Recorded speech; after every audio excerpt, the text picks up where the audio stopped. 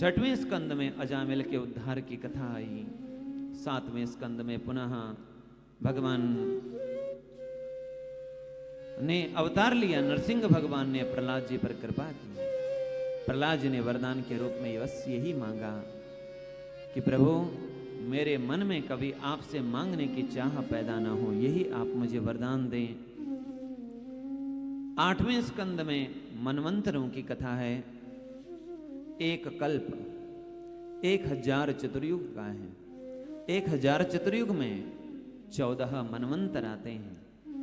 14 मनवंतरों को या 1000 चतुर्युग को यदि 14 मनवंतरों में यदि बांट दिया जाएगा तो इसका आ जाएगा 71.4, यानी लगभग 71 चतुर्युग का एक मनवंतर।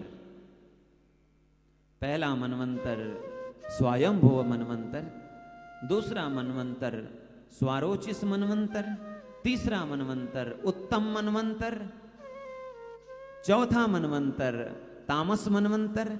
इस तामस मनवंतर में ही भगवान ने अवतार लिया। हरि मेधा ऋषि के यहाँ माता हरिणी से भगवान ने श्री हरि ने अवतार लेकर के गजराज का उद्धार किया। पांचवा मनवंतर रैवत मनवंतर, छठवां मनवंतर चाक्षुष मनवंतर। इस चाक्षुष मनवंतर में ही भगवान ने समुद्र मंथन करवाया देवताओं और असुरों से। 14 रत्न निकला, जिसमें अमृत जब निकला तो वह देवताओं को दिया गया। देवासुर संग्राम हुआ, देवताओं को विजय मिली, असुरों की पराजय हो गई। लेकिन शुक्राचार्य जी की मृत संजीवनी विद्या से सभी असुर पुनर्जागृत हो गए। उस समय के राजा थे महाराज बलि। महाराज बलि ने संकल्प किया, यज्ञ किया और एक दिव्य रथ में बैठ करके जब स्वर्ग में गए तो सभी देवता लोग आज बलि को देख करके भाग गए, क्योंकि देवताओं को श्राप भी लगा था लक्ष्मी विहीन होने का।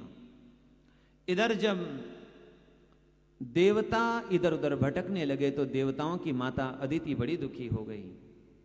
अपने पति कश्यप जी से प्रार्थना की तो कश्यप जी ने पयोव्रत बताया। फाल्गुन मास की शुक्ल पक्ष की प्रतिपदा से लेकर के और पूर्णिमा तक के 15 दिनों का यह पयोव्रत है। दूध पी करके यह व्रत करना है और इससे निर्मल संतान की प्राप्ति होती है।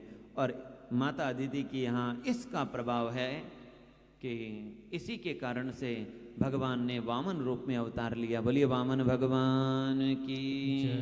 बलि पर भगवान ने कृपा की। 3 पग भूमि मांग करके 2 पग में ही सब कुछ मांग लिया।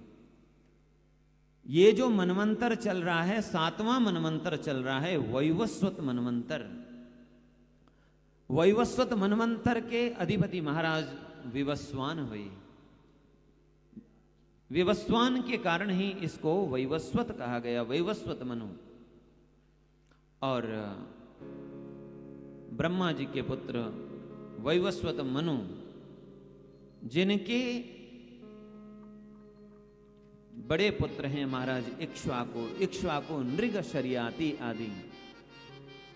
सूर्यवंश चंद्रवंश आया। सूर्यवंश में भगवान श्री राम ने अवतार लिया। चंद्रवंश में भगवान श्री कृष्ण ने अवतार लिया। भगवान ने दोपहर में 12 बजे अवतार लिया राम जी ने, और भगवान श्री कृष्ण ने रात्रि को 12 बजे लिया। ठीक 12 बजे यानी मध्याह्न। मध्याह्न क्यों लिया, इसके अलग अलग भाव हैं। गुरुवर्थे त्यक्त राज्यो बेचरदनुवनम पद्म पदव्याम प्रियाया पाणि स्पर्शा क्षमाभ्याम मृजित पथरुजो यो हरिंद्रानुजाभ्याम।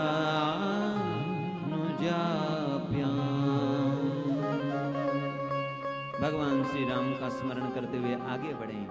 चंद्रवंश में भगवान ने अवतार लिया। भगवान के पिता महाराज वसुदेव, जिनके भी पिता महाराज सूरसेन, मथुरा के राजा हैं महाराज उग्रसेन। इनके एक भाई हैं जिनका नाम है देवक। महाराज उग्रसेन के 10 पुत्र हैं, जिनमें बड़े हैं कंस, न्यगोत्र, सुनाम आदि 10 पुत्र। इनको 5 कन्याएं हैं, जिनका नाम है कंसा, कंसवती, कंका आदि। महाराज देवक जिनके 5 पुत्र हैं और 7 कन्याएं हैं, जिनमें 6 कन्याओं का विवाह उन्होंने पहले ही वसुदेव जी से कर चुके हैं। 7वीं कन्या देवकी का विवाह वसुदेव जी से निश्चित हुआ है। वसुदेव जी कौन हैं? महाराज सूरसेन के 10 पुत्रों में बड़े पुत्र हैं, और महाराज सूरसेन के 10 पुत्रों में बड़े पुत्र वसुदेव जी, और उनकी बड़ी कन्या है पृथा, जिनका नाम आगे कुंती भी हुआ।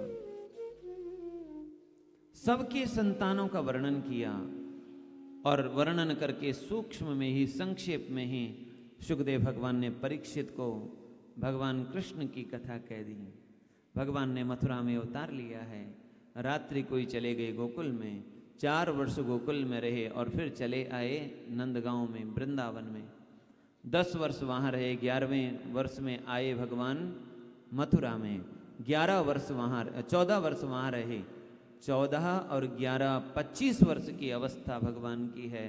तब भगवान मथुरा छोड़ करके द्वारिका चले गए। 100 वर्षों तक द्वारिका में रहे और 125 वर्ष तक इस धराधाम में रह करके भगवान ने स्वधाम गमन किया। इतना संक्षेप में जब कथा सुनाई, परीक्षित जी ने कहा, महाराज मैं तो विस्तार से सुनना चाहता था, मेरे कान तो प्यासे बने हुए थे भगवान कृष्ण की कथा सुनने के लिए, क्योंकि इसीलिए मेरा संबंध भगवान से यह है कि भगवान ने मेरी रक्षा की है। मां के गर्भ में मेरी भी रक्षा की है, और हमारे पूर्वजों की, हमारे दादाओं की भी, पांडवों की रक्षा भी उन्होंने की है। तब सुखदेव भगवान कहते हैं, परीक्षित उस समय की बात है जब इस धरती पर अनेक असुर राजा बन करके राज्य करेंगे। हाँ, सुखदेव भगवान क्या कह रहे हैं? असुर यदि असुर बन करके आएंगे, ऐसा नहीं, असुर राजा बन करके, मनुष्य बन करके जब राज्य करने लगे, उनमें एक कंस है। ये कंस कौन है? बोले काल केतु नाम का असुर है, और ये वही असुर है देवासुर संग्राम में जिसने भगवान विष्णु से युद्ध किया था। इसने फिर तप किया, और तप पा करके जब इसको परम बल मिला, तो आज वही काल केतु नाम का राक्षस जरा कंस बन करके आया है। आज कलयुग में भी राक्षस बन करके नहीं आएंगे, राजा के रूप में राजा बन करके आएंगे। बोलिए वृंदावन बिहारी लाल की।